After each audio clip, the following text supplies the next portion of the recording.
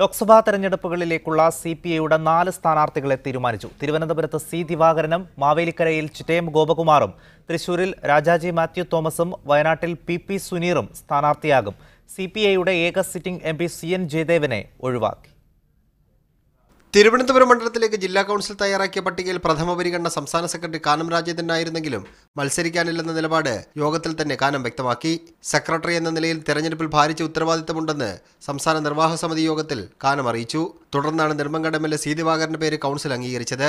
കഴിഞ്ഞ കുറേ നാളുകളായി സംസ്ഥാന നേതൃത്വവുമായി അകൽച്ചയിലായിരുന്നെങ്കിലും സി ദിവാകരന്റെ സ്ഥാനാർത്ഥിത്വത്തിൽ ആരും എതിരഭിപ്രായം പ്രകടിപ്പിച്ചില്ല. മാവേലിക്കര മണ്ഡലത്തിലെ സ്ഥാനാർത്ഥിക്ക് ആലപ്പുഴ, കൊല്ലം, കോട്ടയം ജില്ലാ കമ്മിറ്റികളിൽ നിന്നുള്ള സാധ്യതാ പട്ടികയാണ് പരിഗണിച്ചത്. മൂന്നിടത്തു നിന്നും ഒരുപോലെ വന്ന പേരെന്ന നിലയിലാണ് ചിറ്റയം ഗോപകുമാറിനെ സ്ഥാനാർത്ഥിയാക്കാൻ തീരുമാനിച്ചത്.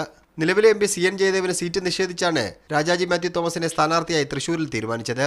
പട്ടികയിൽ രണ്ടാമത്തെ പേരായി മുൻമന്ത്രി KP രാജേന്ദ്രൻ ഉണ്ടായിരുന്നെങ്കിലും അവസാനവട്ട ചർച്ചയിൽ രാജാജി മാത്യു തോമസിന് ഞറുക്ക് വീഴുകയായിരുന്നു.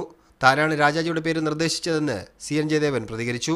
കുറച്ചുകൂടി ഡെവലപ്മെന്റ്സ് വന്നുകൊണ്ടിരിക്കുന്ന സാഹചര്യങ്ങളുണ്ട്. അത് രാജാജി മാത്യു തോമസ് ആകുമ്പോൾ അദ്ദേഹം പക്ക ഒരു മതേതരത്വ സ്ഥാനാർത്ഥിയാണ്.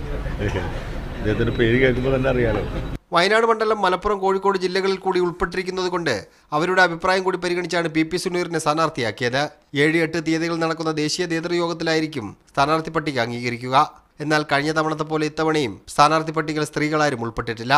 4 സീറ്റുകളിൽ 2 എണ്ണത്തിൽ സിറ്റിംഗ് MLAമാരെ ഉൾപ്പെടുത്തിയാണ് CPI സ്ഥാനാർത്ഥി പട്ടിക തയ്യാറാക്കിയിരിക്കുന്നത്. വേഗത്തിൽ സ്ഥാനാർത്ഥി നിർണയം നടത്തുക വഴി അതിന്റെ മേൽക്കൈ നേടാമെന്ന പ്രതീക്ഷയും CPIക്കുണ്ട്. തിരുവനന്തപുരത്ത് നിന്ന് ക്യാമറമാൻ രാജേഷ് വടകരയ്ക്കൊപ്പം സേഫ് സൈനുലാബ്ദീൻ, മീഡിയ 1.